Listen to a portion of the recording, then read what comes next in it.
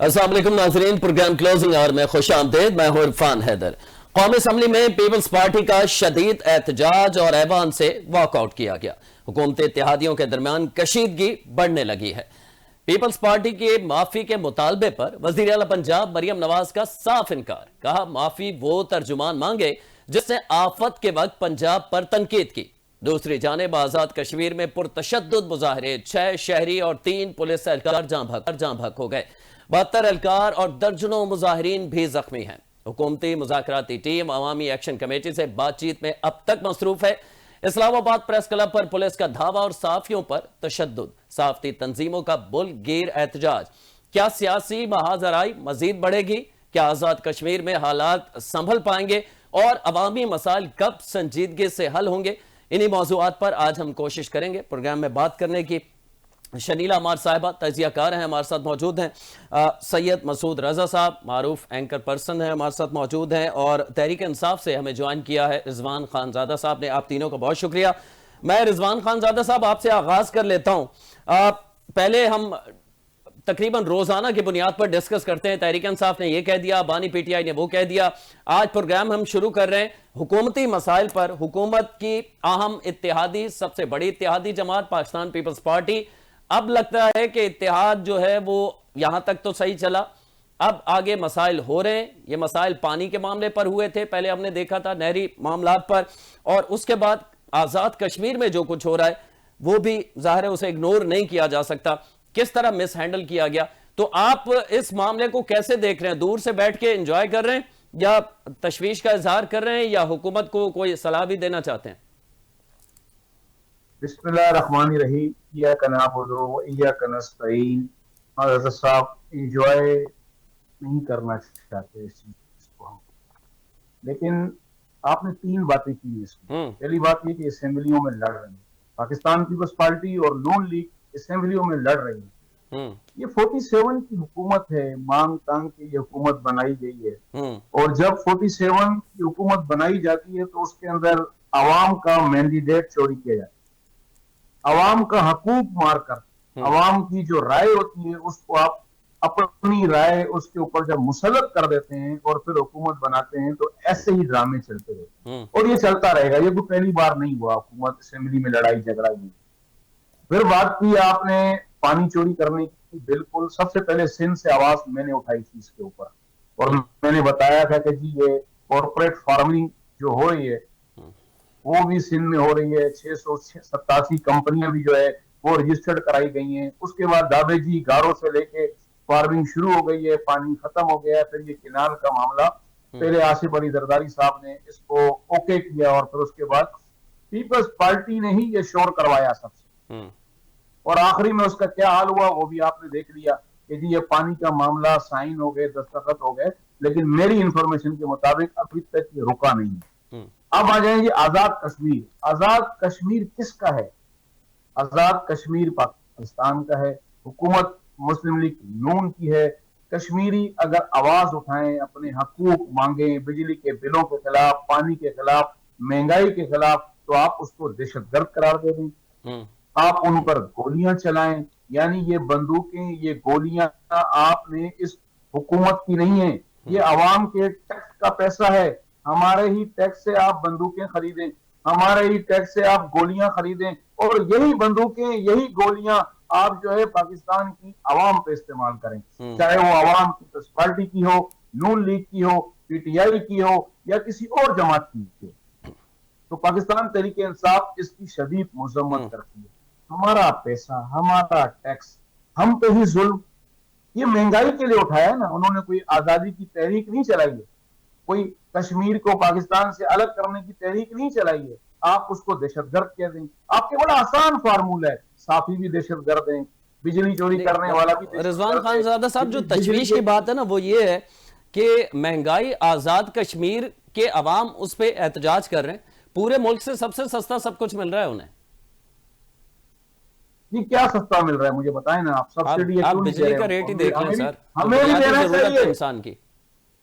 देखिए बिजली है, पानी है, गंदम है, आटा, चीनी, खाना, गोश्त, महंगाई, तालीम, सेहत, वो सब कुछ आपको देना चाहिए। अगर वो आवाज उठाएंगे दहशतगर्द हैं, यानी कल को आप देखें ना, आप मेरी बात सुने, अब ये इस्लामाबाद में क्यों घुसेंगे, साफियों को क्यों मारा इन्होंने, इस्लामाबाद प्रेस क्लब के अंदर घुस के जो इन्होंने डंडे मारे हैं साफियों को, वो क्यों मारे, वहां से गिरफ्तारियां क्यों कही हैं? आप तो आजादी साफत के ठेकेदार हैं। पाकिस्तान पीपल्स पार्टी हो या नून लीग हो, ये दोनों हुकूमत में हैं बराबरी के, बड़े बड़े ओहदे लेके गले और झपियां पा के सारी करप्शन मिलके कर रहे हैं। आप आजादी साफत का नारा भी लगाते हैं, आप अपने आप को अलमबरदार भी कहते हैं, और फिर साफत पे हमले भी आप ही की हुकूमत में होते हैं। वो जो नया कानून उन्होंने बनाया है, उस नए कानून को बनाने से पहले इन्होंने क्या सोचा नहीं था कि ये किस पे इस्तेमाल होगा? ये उस साफी पे इस्तेमाल होगा जो हक और सच की बात करेगा, जो इनके हाथों में बिकेगा नहीं, डरेगा नहीं, डटा रहेगा, उस पर ये कानून इस्तेमाल करेंगे। ये सोच समझ के से आपके दौर में भी ऐसा ही कुछ होता रहा है ना खानजादा साहब? गलत हुआ, अगर हमारे दौर में हुआ तो बिल्कुल गलत हुआ, मैं उसकी मजम्मत करता। मैं मसूद रजा साहब आपसे जानना चाहूंगा, प्रेस क्लब की हम बात करेंगे, जो कुछ हुआ इस पे ठीक है कि वो जल्दी पे पानी का काम तो किया, बहरहाल तलाल चौधरी साहब ने कोशिश तो की कि फौरी तौर पे माफी मांगी, मिस हैंडल मामला हुआ कैसे कि साफियों को इस तरह प्रेस क्लब में पुलिस चली जाए? जाहिर है पुलिस को किसी का ऑर्डर था, क्या सिपाही ये खुद फैसला कर सकते हैं प्रेस क्लब में घुस जाएं, साफियों को तशद्दुद का निशाना बनाए? इसमें भी बात करेंगे। और साथ साथ मरियम नवाज साहिबा के बयान को आप किस तरह देख रहे हैं? क्या वो दुरुस्त फरमा रही हैं कि पंजाब के अंदर जो कुछ है उसके जिम्मेदार मैं हूं, ना कि पाकिस्तान पीपल्स पार्टी? मैं अभी थोड़ी देर पहले भी बात हो रही थी, शरीला एक शो में थी हमारे साथ, तो मैं यही वहां पर भी कह रहा था कि ये जो मामला है ना, ये अगले इलेक्शन का मामला है, ये सियासत का मामला है। अगर आप कहते हैं सिम कार्ड ना खेलो तो आप पंजाब कार्ड भी ना खेलो। ये जिस चीज पर सियासत हो रही है, ये सियासत आवाम के लिए नहीं हो रही है, ये वोट बैंक के लिए हो रही है। पीपल्स पार्टी और नून लीग दोनों ही चाहती है, दोनों जमातें, क्योंकि अब मखसूस नशिस्तों का फैसला भी आ गया है और अब पार्टी पोजीशन खासी तब्दील हो चुकी है। अब नून लीग अगर थोड़ी सी मेहनत करे तो शायद उसे पीपल्स पार्टी की जरूरत ना हो, और पीपल्स पार्टी की भी यह ख्वाहिश होगी कि वो नून लीग के साथ ज्यादा ना बैठे, क्योंकि दोनों का फितरी इत्तेहाद तो है नहीं, ये एक मजबूरी में एक इत्तेहाद बना था, और जिसकी वजह से बना था। अब वो पार्टी जो है बहुत टूट फूट का शिकार है, उनकी चल नहीं रही, किसी भी जगह उनसे कोई बात करने को तैयार नहीं है, तो वो बहुत वीक हो चुके हैं इस वक्त। और जो सिस्टम है, वो सिस्टम इतना बाइख्तियार नहीं बनाता हुकूमत को कि हर सवाल हम हुकूमत से करें। तो मैं समझता हूं कि ये जितने भी बयानात हैं, ये आवाम के लिए नहीं है, ये अपनी सियासत के लिए है। कभी पीपल्स पार्टी सिंध कार्ड खेलती है, कभी नून लीग पंजाब कार्ड खेलती है, तो ये चलता रहता है मुल्क के अंदर। तो इसको मैं सिर्फ सियासत की नजर से ही देख रहा हूं और किसी नजर से नहीं देख रहा। जहां तक सैलाब की बात है, तो जनूबी पंजाब में जो इस वक्त सूरत हाल है, या आप समझते हैं कि क्या तमाम मुतासरीन को उनके घर मिल गए हैं, वो बड़े अच्छे तरीके से रह रहे हैं? ऐसा तो नहीं है ना, अभी बहाली नहीं हुई, अभी रिहेबिलिटेशन नहीं हुई। फिर आप कह रहे हैं जी मैं इमदाद नहीं, भाई इमदाद नहीं, कार्बन इमिशन पर जो आपका हक बनता है वो आपको दुनिया से वसूल करना है। इससे पहले भी जब सैलाब आया था तो आपने प्लेजेस दिए थे, लेकिन आप उसको मेटेरियलाइज नहीं कर सके, तो इस दफा तो कोशिश करें, इस दफा उससे भी बुरी चीज है। तो ये सब कुछ कहना कोई गलत बात नहीं है। पीपल्स पार्टी कहती है कि बेनजीर इनकम सपोर्ट प्रोग्राम के जरिए आप पैसा तकसीम करें, तो उनका सियासी फायदा है, वो चाहते हैं कि बेनजीर का नाम हो, बेनजीर का नाम हो, पीपल्स पार्टी का नाम हो। तो जितनी जगह आप बना सकते हैं अगले इलेक्शन के लिए आप कोशिश कर रहे हैं। बिलावल की भी ख्वाहिश है कि वजीर आजम बन जाए, मरियम की भी ख्वाहिश है कि वजीर आजम अगली वो बने। तो ये मैं तो इसी नजर से इस सारे मामले को देख रहा हूँ। जहां तक कश्मीर का मामला है, ये बड़ा सेंसिटिव मामला है।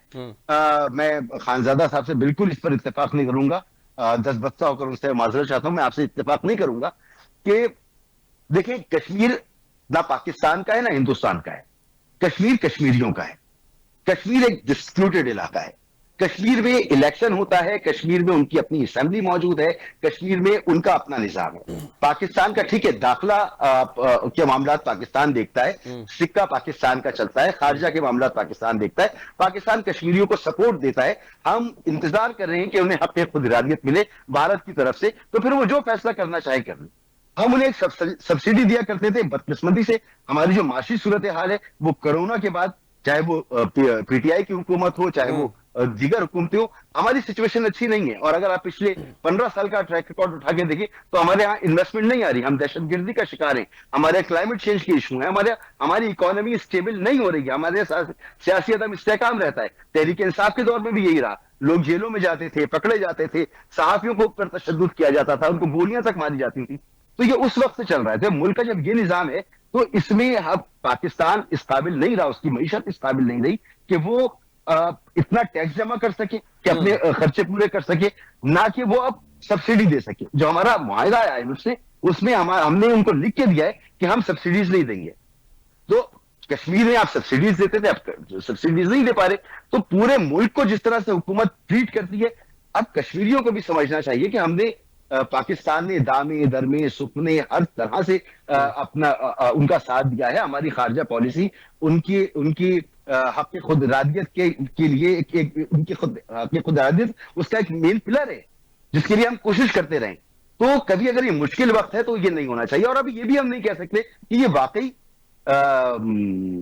कश्मीरी अवाम का एहतजाज है या कोई साजिश है, या खुदा ना खास्ता कोई साजिश है। क्योंकि अभी जो इंडिया के साथ हुआ है और फिर उसके बाद जो इस वक्त इंटरनेशनल सूरत हाल है, तो एक डिस्प्यूटेड इलाका, उसको अगर कहीं कोई प्लान है सेटल करने का या प्रोग्राम है, किसी कोई प्लान है उसको मजीद डिस्टर्ब करने का, तो कुछ भी हो सकता है।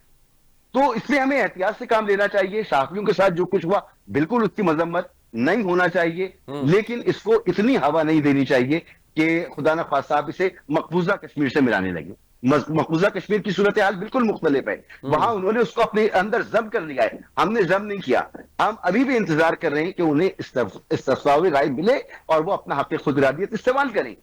तो बड़ा फर्क है इसमें। तो इस मामले को बहुत सेंसिटिवली देखना चाहिए। ये कोई ऐसा मामला नहीं, खुदा ना खास्ता अगर ये कोई साजिश है तो ये बहुत खतरनाक साजिश हो सकती है। ठीक है, मैं शनीला अमार साहब आपसे जानना चाहूंगा, हम वफाकी दारुल हुकूमत इस्लामाबाद में आप बैठी हैं, आपसे ये प्रेस क्लब वाला मामला भी जानना चाहेंगे, साथ साथ आज़ाद कश्मीर पे भी बात करेंगे। लेकिन सहाफत का तालिब इल्म होने के नाते आप हम सब, हमारी ये जिम्मेदारी नहीं है कि जिस तरह मरियम नवाज साहिबा और पाकिस्तान पीपल्स पार्टी के बयानात को सिंध और पंजाब को ऐसा लग रहा है, जो हवा दी जा रही है कि एक दूसरे के आमने सामने खड़े हैं। दो सियासी जमातों का इख्तलाफ राय, इसे समझा जाए। अवाम को यह बताना हमारी भी जिम्मेदारी है कि अवाम एक दूसरे से नहीं लड़ना चाहते, सब पाकिस्तानी है। ये दो सियासी जमातें हैं जिनका इख्तलाफ है आपस में, और वो इख्तलाफ कौन सही है कौन गलत है, ज़ाहिर है वक्त के साथ चीजें सामने आ जाएंगी। बहुत शुक्रिया इरफान। इरफान, बात यह है कि ये जो लड़ाई है ना, ये वोट बैंक की लड़ाई है, जैसे भी मसूद रजा साहब ने कहा है। और मैंने पहले भी यही बात की थी कि मरियम नवाज इस वक्त पंजाब की CM है, और पंजाब के ऊपर जब पंजाब को हर तरफ से गाली पड़ती है ना, वो कह देते हैं पंजाब ने हमारे हुकूक गज़ब कर लिए, पंजाब जो है वो सबसे ज्यादा NFC से ले रहा है, पंजाब ये कर रहा है, पंजाब वो कर रहा है, तो फिर उनके ऊपर भी प्रेशर आता है पंजाब की साइड से। आप ये देखो सोशल मीडिया के ऊपर फिर एक पूरी तहरीक चल जाती है कि क्या पंजाबी लवारस हैं, पंजाब को कोई पूछने वाला नहीं, पंजाब को कोई देखने वाला नहीं, पंजाब के लिए कोई बात करने वाला। तो उन्होंने अपना वोट बैंक बचाना है ना, तो इसी वजह से वो फिर आगे फ्रंट फुट के ऊपर आके उन्होंने पंजाब की स्टेक होल्डर बनी है और पंजाब के लिए उन्होंने बात करनी शुरू किया। पहली बात तो यह है कि जिस वक्त सैलाब आया है उस वक्त इस तरह की सियासी बयानबाजी होनी नहीं चाहिए थी कि जी आपने सैलाब में देखा नहीं है, आप बैरूनी इमदाद जाके लें। जरूर बैरूनी इमदाद की जरूरत हमें है क्योंकि जाहिर है जो पोल्यूशन है उसमें 2% हमारा हिस्सा है, 98% जो है जिन मुमालिक का है, तो 70% जो डोनेशन आती है ग्रीन एनवायरनमेंट के लिए वो भी उन्हीं मुमालिक को मिल रही है, जबकि उसमें से हमें ज्यादा मिलना चाहिए क्योंकि हम इनकी वजह से मुतासिर हो रहे हैं। लेकिन अगर वो कह रही है कि अभी मैं जो सैलाब में लोग हैं मुतासिर हुए हैं मैं उनकी मदद कर सकती हूँ क्योंकि मुझे NFC से अच्छे पैसे मिले हैं, तो ये अप्रिशिएट करने वाली बात है कि एक हुकूमत कह रही है मेरे पास वसाइल हैं, मैं जाके उसकी अपनी आवाम की मदद कर सकती हूँ, बजाय इसको उसको कहना शुरू कर दे नहीं आप बैरूनी इमदाद के ऊपर जाए। फिर उसके बाद कह रही बेनजीर इनकम सपोर्ट प्रोग्राम पे जाए। बेनजीर इनकम सपोर्ट प्रोग्राम के ज्यादातर बेनिफिशियरी सिंध के अंदर हैं। पीपल्स पार्टी उससे अपना वोट बैंक जो है वो महफूज कर रही है। नवाज लीग जो है वो अगर मरियम नवाज अपना डाटा कंपाइल कर रही है या वो अपने जरिए पैसे देना चाहती है अपनी आवाम को, नई बेनजीर इनकम सपोर्ट प्रोग्राम की तरफ जाना चाह रही, तो इसको अना का मसला नहीं बनाना चाहिए।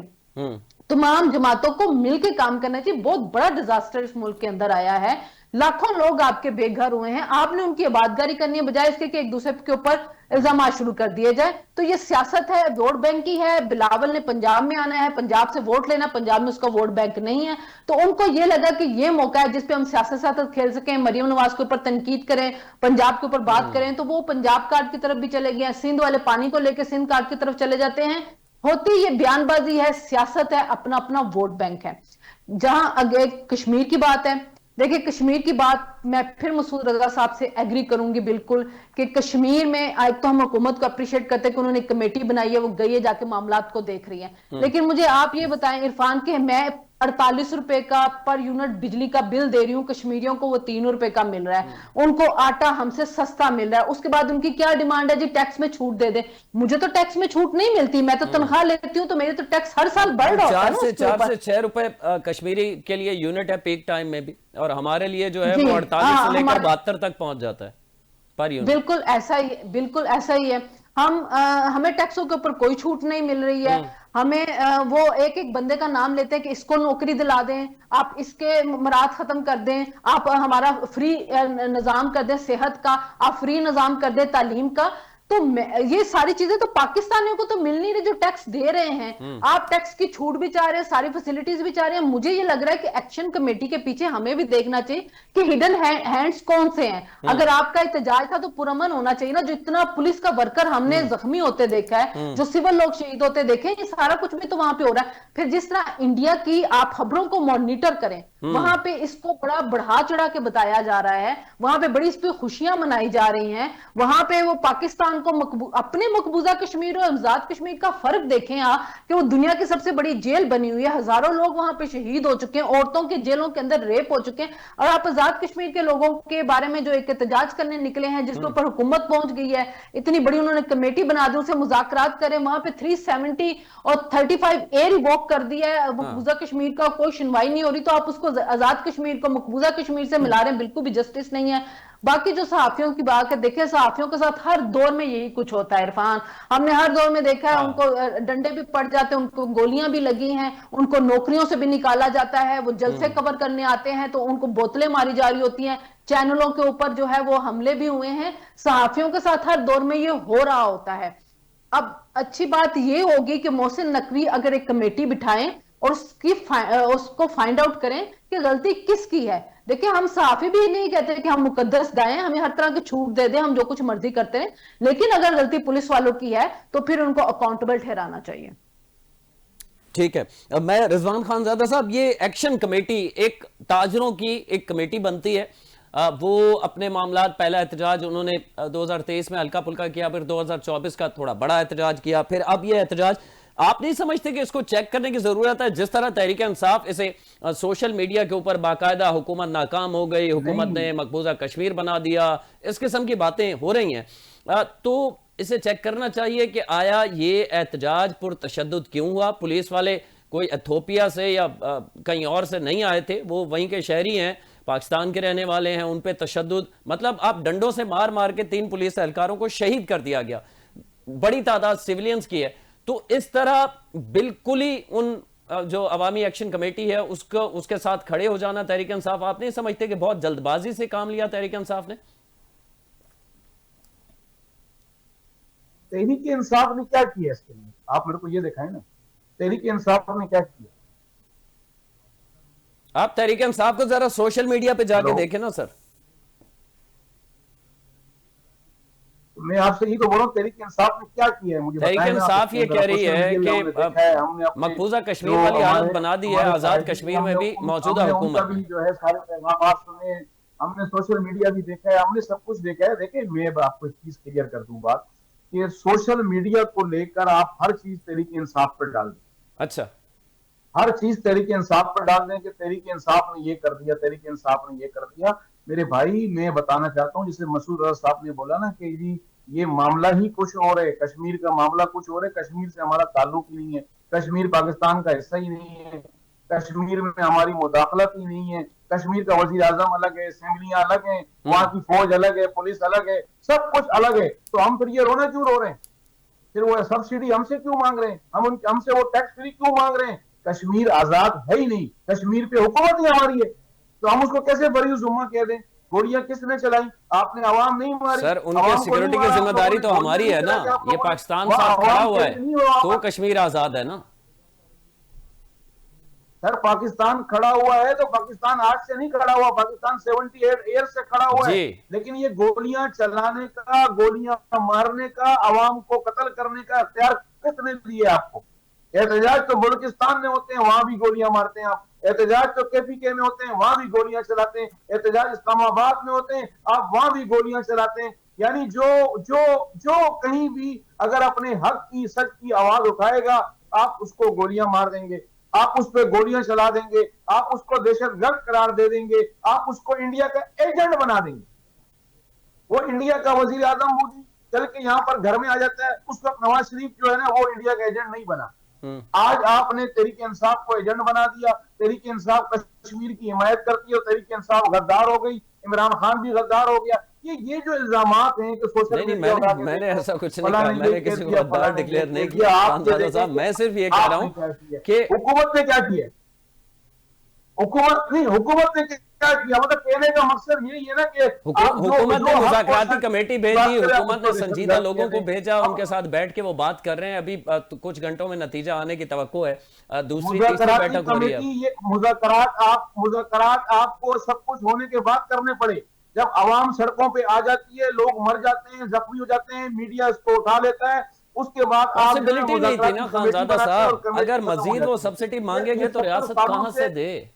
जनाबे आला 70 सालों से आप कमेटियां बनाते रहे। अभी मेरी बहन ने कहा कि जी ये प्रेस क्लब पे कमेटी बना दें। पहली बार साफी पिटे नहीं, पहली बार साफी मरे नहीं। आपको पता होगा साफियों को यहाँ तक गोलियां तक मारी गई है, साफियों को कत्ल कर दिया गया है। तो बात यह है कि कमेटी बना दें। वो कमेटी बनती इसलिए कि मसाइल हल ना हो। हर मुश्किल वक्त का बात आपकी हम भी देखते आ रहे हैं कमेटी, लेकिन वो होता कुछ नहीं है ना उस कमेटी से। यानी आप ये कहते हैं कि साफियों को रोज मारते रहो। आप दोनों तजियाकारों का कहना ये कि साफी पिटते रहे, कमेटी बनाते हो, साफी मरते रहे, कमेटी बनाते रहो। आजाद कश्मीर हो, बलूचिस्तान हो, सिंध हो, कहीं भी हो, आप लोगों को मार दें फिर कमेटियां बना दें। ये कमेटियां बनती रहेंगी और 100 साल गुजर जाएंगे। कमेटियों से हल नहीं होता। हुकूमत से इसके पास ताकत है, इनको मुज़ाकरात करने चाहिए, अवाम के मसाइल हल करने चाहिए। ये ना कहें कि हम आवाज ना उठाएं। हम आज आवाज उठाएंगे तो हम गद्दार कहलाएंगे, आज हम आवाज उठाएंगे तो दहशतगर्द कहलाएंगे। आवाम की बात करो, बिल्कुल आवाज उठाएं। खानजादा साहब, मुझे मुख्तसर ब्रेक की जानिब जाना है। आप आवाज बिल्कुल उठाएं, लेकिन फिर वो हम पे इल्जाम ये भी लगता है कि आप 9 मई का जिक्र बार बार ले आते हैं। वो उस किस्म की आवाज ना उठाएं, आवाज जरूर उठाएं, लेकिन उस एहतजाज को थोड़ा कंट्रोल रखें। मुझे एक ब्रेक की जानिब जाना है, इस पे बात करते हैं, लेकिन पहले एक ब्रेक हमारे साथ रहिए।